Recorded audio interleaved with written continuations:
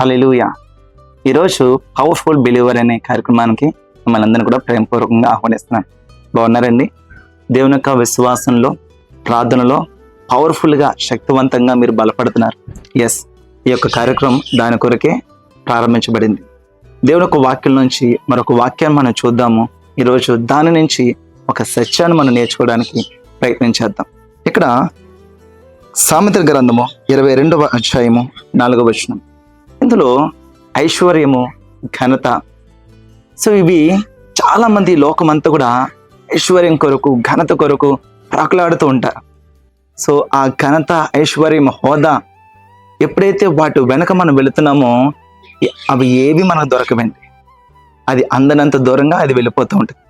ఈరోజు దేవుని ఒక వాక్యం సెలవేస్తుంది.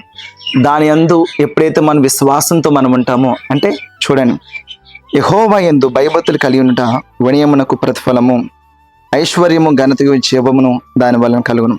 యెహోవా యందు భయభక్తులు కలిగి ఉండుట వినయమునకు ప్రతిఫలం అంటండి. దానివల్ల ఏమొస్తుందంట?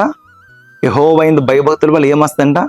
ఐశ్వర్యం వస్తుందంట, ఘనత వస్తుందంట, జీవం వస్తుందంట. సో ఈరోజు దేని వెంబడి మనం పరిగెడుతున్నాం? దేని కొరకు మనం ప్రయాసపడుతున్నాం? మన ప్రయాస దేని కొరకు? మన ఆలోచన దేని కొరకు?